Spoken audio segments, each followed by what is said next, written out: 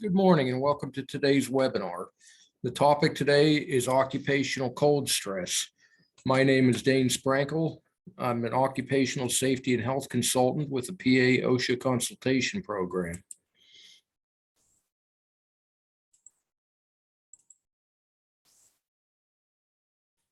A few items before we get started.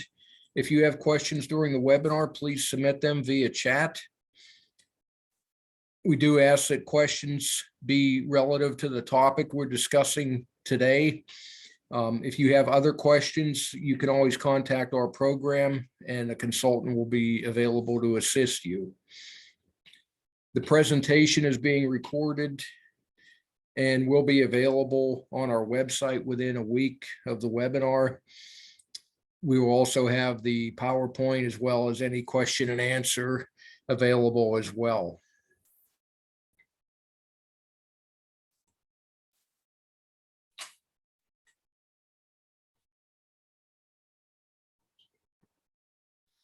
One other point with regard to questions, questions that are more technical in nature that may require research on our end will be answered within 7 days of the webinar.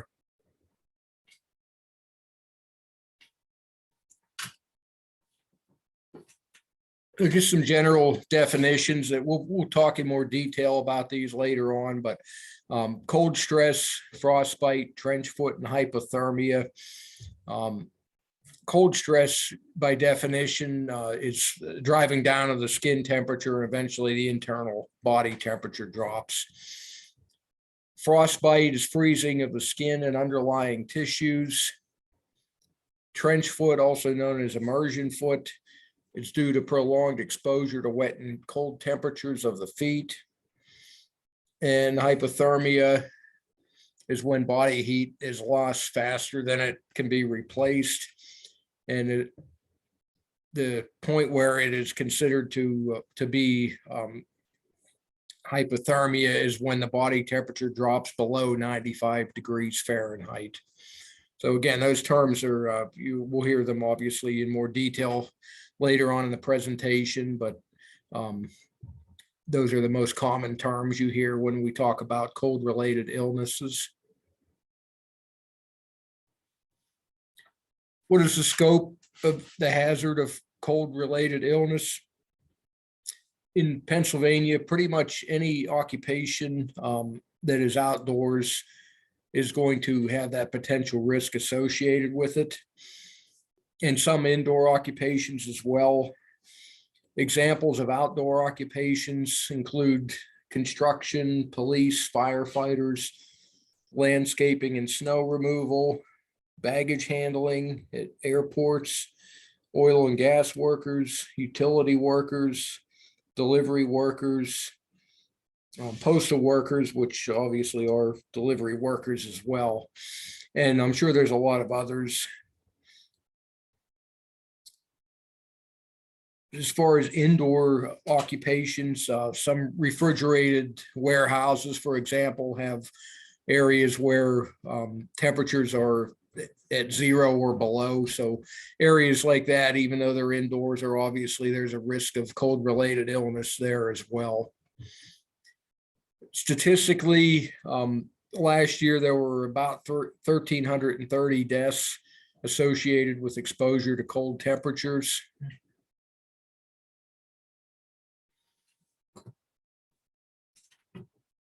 And continuing with the scope, just kind of more of a general slide or observation regarding looking at age and location in terms of rural versus urban. Obviously, looking at the chart, the elderly population is at higher risk of fatality due to cold-related illness. And the rural environments tend to have a higher rate as well. And obviously, in that case, it would probably due to being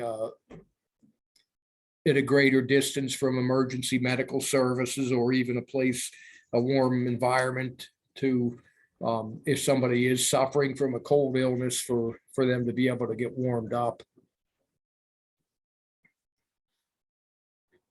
And the rates in this table are based on deaths per 100,000. But again, it gives an idea of the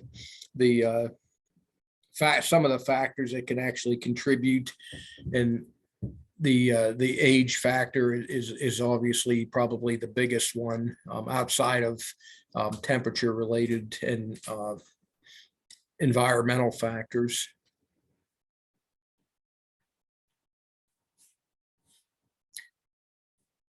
What are some of the standards that are out there and sources of additional recommendations?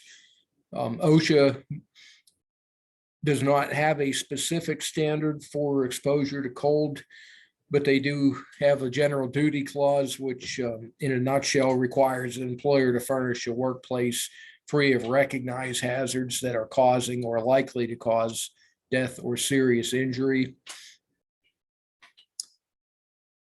Other agencies such as ACGIH and NIOSH have recommendations. The ACGIH recommendations are called threshold limit values, or TLVs.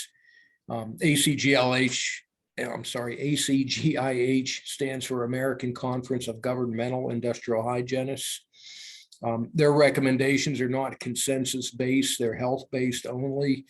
So when they develop their recommendations, consideration is not given to economic or technical feasibility of the recommendations that they make. And then NIOSH, which is the National Institute of Occupational Safety and Health, which that agency was established as part of the OSHA Act of 1970. It's part of the Centers for Disease Control, and they publish recommended exposure limits. And again, they do have recommendations for cold and hot environments.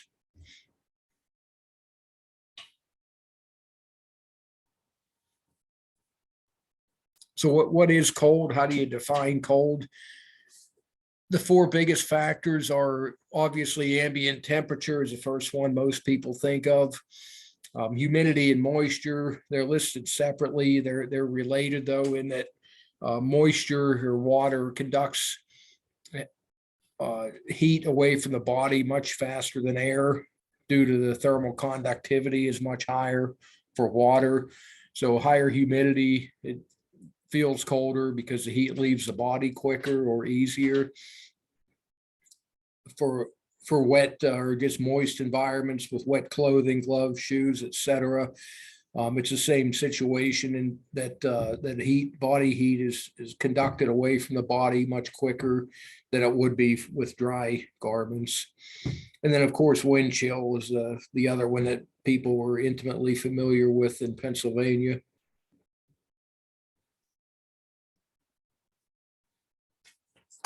This table just gives you an idea of the wind chill temperature, depending on the ambient air temperature and the wind velocity. Some examples or some relevant scenarios that we see here in PA. Probably, an average winter days, say 30 degrees, and with 30 mile per hour wind, 30 degrees, the wind chill temperature is actually 15 degrees. If it's 0 degrees and 30 mile per hour wind, the wind chill is actually minus 26 degrees. So obviously a pretty significant impact with the wind, depending on the velocity of the wind and whether it's continuous or gusty, things like that. At the bottom of the table, there's a key that shows the color coded amount of time, relates to the amount of time before potential frostbite in the three different, or actually there's four, but the three colored bands to the right, how long uncovered skin could be exposed in that environment before there would be potential for frostbite. So if you look at the first one that I'm pointing at here, it's 30 minutes before potential frostbite. So again, the wind obviously has a pretty significant impact.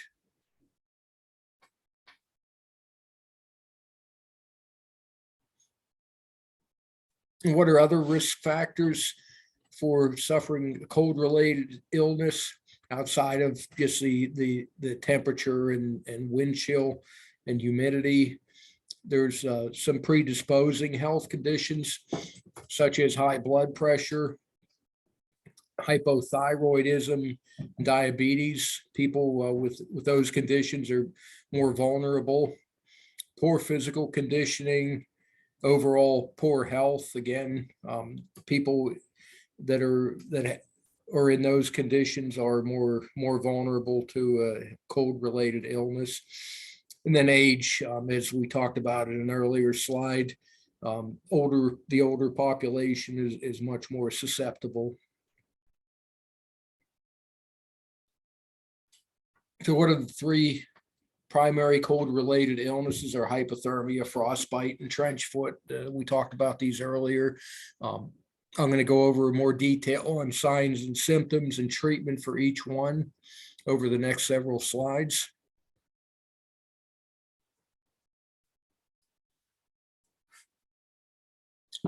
For hypothermia, symptoms, these are kind of ranging from least to most severe. Shivering in the early stages, and then later the cessation or stopping of shivering, which is a major symptom to look for. Loss of coordination, confusion, disorientation, dilated pupils, and then loss of consciousness.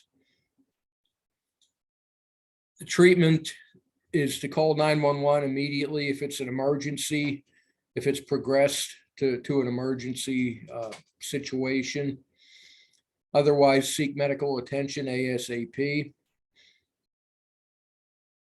Move the victim to a warm, dry area. Replace wet clothes with dry clothes. Cover the person with layers of blankets, but do not cover the face.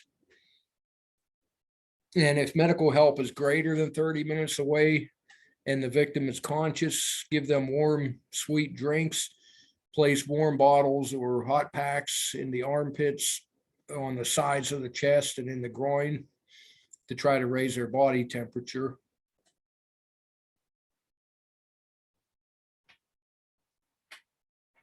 Now, looking at frostbite, the symptoms, there's multiple stages. It's similar to burns, to thermal burns in terms of there's different degrees depending on the depth of penetration of the skin.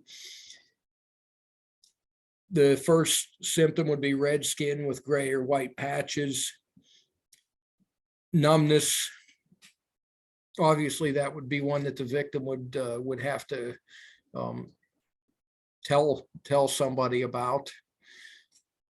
If the skin is hard or firm to the touch, and then in extreme cases, blistering. And this image on the right kind of shows the depth 1, 2, 3, and 4, the degree of the frostbite. And treatment for frostbite, similar to hypothermia, call 911 immediately if it's an emergency. Otherwise, seek medical help ASAP. Move the victim to a warm, dry area. Replace wet clothes with dry clothes. Loosely cover and protect the area from contact. Give warm, sweetened drinks if the person is conscious and alert. A couple do nots here. Do not rub the affected area to warm it because it can cause more damage. And do not apply snow or break blisters. I know old conventional wisdom was apply snow, but that is not something current recommendations would suggest. As far as rewarming body part that has been subjected to frostbite, some considerations before doing that is the location where the person is staged. Is it heated or is it not heated? That's important because once you rewarm the area, if it refreezes, there's potential much more significant damage to that body part? Are there potential delays for advanced medical care? Is it a remote location? Are the roads bad and somebody won't be able to get there quickly? Again, looking more so, or the bigger risk of refreezing and damaging that tissue farther. So do's and don'ts for rewarming. Again, to reiterate this point, do not rewarm if there's any chance that the affected area may freeze again. Do not rewarm frostbitten skin with direct heat, such as a hair dryer, a stove, heat lamp, a fireplace, heating pad. The risk there is that you can damage the skin, you can burn the skin, and the victim won't even know it because they don't have sensation in that body part. And the do there is to soak the affected extremity in warm water, which the temperature range is recommended to be between 105 and 110 degrees Fahrenheit. Obviously, if you're not in a location or do not carry a thermometer, how would you know the temperature? But rule of thumb, basically, if the water feels very warm but not hot to an unaffected hand or finger, you're in the ballpark temperature wise with the water. And the recommendation is soak for 20 to 30 minutes or until the skin becomes normal color or loses numbness. And then for the face and ears, obviously you can't submerge those body parts in water, but you can apply a warm, wet washcloth and then frequently wring it out and re-soak it in warm water. All right, trench foot, we don't hear a whole lot about this one, but it does happen. Symptoms are redness, swelling, numbness, or blistering of the feet. Treatment is remove footwear and wet socks, dry the feet, and seek medical assistance. One more point about trench foot I didn't mention earlier is that it does not have to be midwinter or freezing outside for trench foot to occur. Water or air temperatures as high as 40 or 50 degrees. If feet are in water for enough time, trench foot can actually result. So keep that in mind when looking at a work environment and potential hazards related to cold.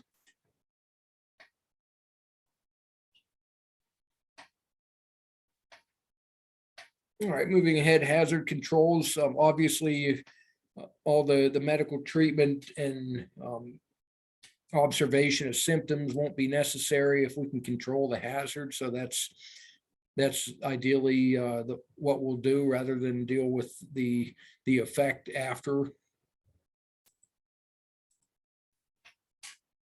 The general hazard controls follow the typical hierarchy of controls that would be looked at for any occupational or even non-occupational hazard, starting with the most preferred, going to the least preferred: elimination, engineering, administrative and work practice, personal protective equipment, employee training, which that actually goes with administrative. And then the special category here that I added is travel and mobile work. So for elimination, obviously there's limited options. If for outdoor work that has to be done outside when it's cold, sometimes it has to be done. But if there are alternatives such as delaying the task or locating it indoors if possible, anything like that where you maybe you'll come up with something thinking outside of the box, maybe there's a way to do something to eliminate the risk or the requirement to be working outside in the cold environment. Again, with the understanding that there are times, many times, where that's not going to be feasible. some engineering controls, examples, work area heaters, turbo heaters, things of that nature, radiant heaters, etc. Shielding, the image on the lower right here, that's an example of a portable shield that could be used to in a windy environment, for example.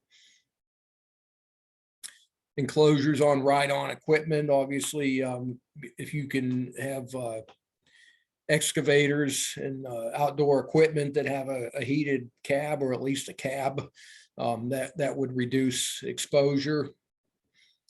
Temporary and portable structures where feasibility is a consideration, but the image top right shows an environment. It looks like installing footers and foundations where a temporary structure was erected, and if it's feasible, obviously that provides some shelter from the cold weather. And another option that would fall under the engineering category would be equipment that reduces task time. And the example given is using a snow blower rather than a shovel for snow removal to limit the amount of time somebody has to be outdoors. All right, moving on to work practice controls, administrative controls. First is acclimatize gradually for employees that are starting to work in a cold environment. Should be given 1 to 2 weeks to gradually ramp up to allow the body to acclimatize to working in that environment. Another work practice control is to try to schedule work for the warmest part of the day. This is obviously one that may not be an option if the day if it's low temperature all day long, but if there is a possibility to schedule for later in the morning or early afternoon, that's an option. Warm-up breaks, a work rotation schedule, and the next slide there's a table we'll look at. Worker rotation, if you can have a worker or a couple of workers where one can sit in a warm environment in a vehicle or in a warm building, and then rotate with somebody outside, that's an option. Buddy systems, again, similar to worker, actually not similar, but in conjunction with worker rotation, working with 2 people so that not only can they divide the work up, but they can also monitor one another for any signs or symptoms of cold-related illnesses. And the last example is preventing dehydration. This is frequently overlooked when it's a cold environment because you're not sweating, but it's actually a risk that's associated with working in cold environments that's frequently overlooked. So getting back to or looking back at the warm-up break scenario or approach, this is an example table, and again, all the agencies that produce and publish recommendations, most of them have similar tables to this, but just an example on this one. Now, this is, if you read the box at the bottom, this is for a 4-hour work period with moderate to heavy work. Warm-up periods 10 minutes in a warm location with an extended break at the end of the 4-hour shift, again in a warm location. But if you look, for example, the top row, -15 to 19 degrees. And if you look the second column, this would be under no noticeable wind. They recommend 1 break, and that's with no wind. And then if you move over to just 10 mile per hour wind, that's not a lot of wind, 10 miles per hour, but it reduces to a 75-minute maximum work period with 2 breaks, 15 mile per hour wind, 3 breaks, and 55 minutes maximum work period. So this table kind of gives you an idea of what would work in an ideal situation in those based on the temperature and the various wind speeds addressed. So obviously it only goes up to 20 miles per hour, but those work periods would reduce if the table extended further to the right, as well as the number of breaks would increase.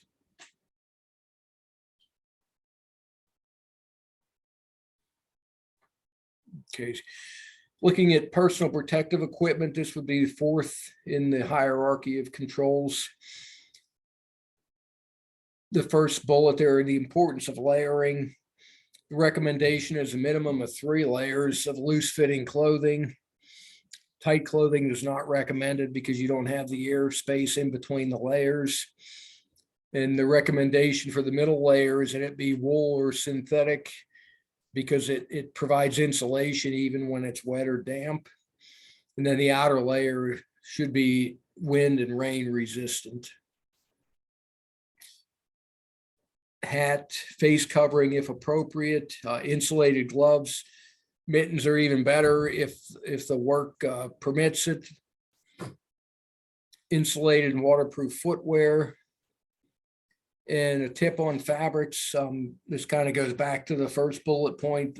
Cotton does not provide insulation when it's wet, but wool, silk, and most synthetics do retain their insulation even when wet. So try to work some of those fabrics in whenever possible, in addition to if you have cotton.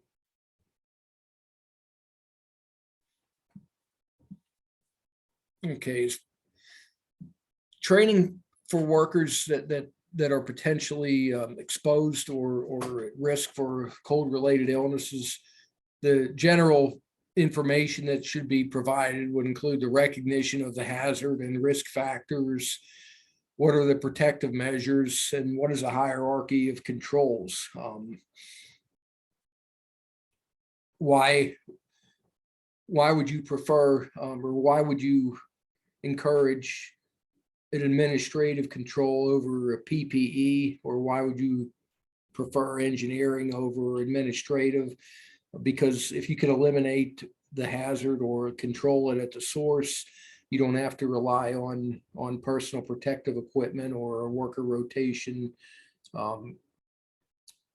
schedule or something along those lines that may not be followed, or may be ignored. So you want to make sure you impress upon the workers to try to look for ways to eliminate the hazard, or at least control it in a way that won't require constant oversight. You also want to train them so that they're aware of the signs, symptoms, and treatment for the various cold-related illnesses, and make sure that they're aware of emergency notification procedures. How are they going to contact emergency services, or who are they going to contact within the company?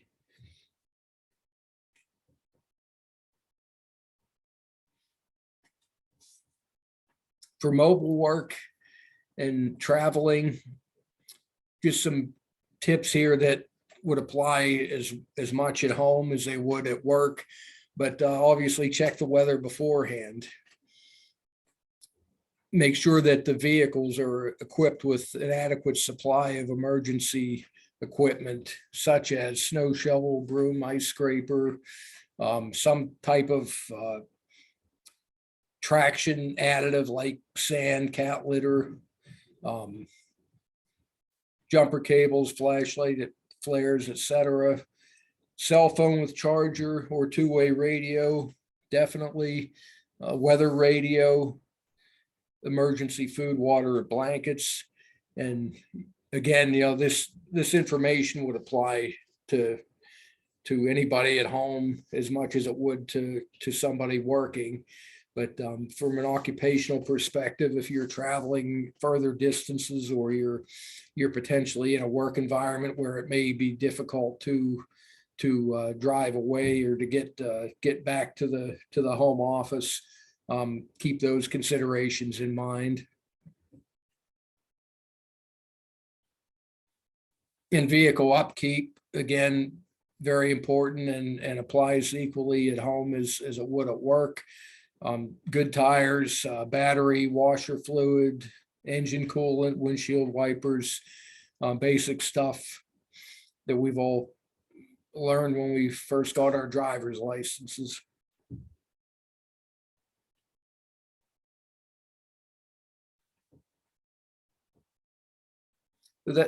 That concludes the technical information of the presentation. Some additional resources, and this is not an exhaustive list. There's a lot more sources, as I mentioned earlier. When the PowerPoint is posted to our website, you could access it there for these links. But the OSHA website has a wealth of information.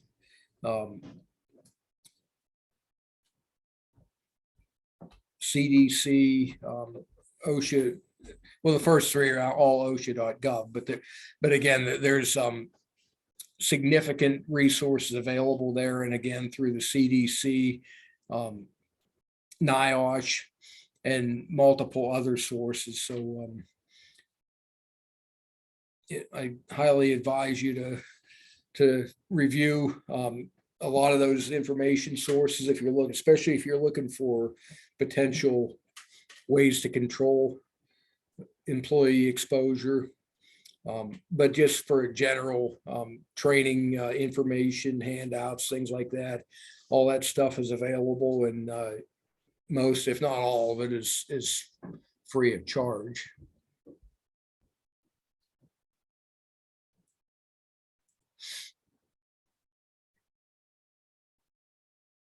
And this is a screenshot of our current website. It is being redesigned, but to give you an idea of if you were to visit our webpage, what it looks like. The webinars that are archived will be here on the left.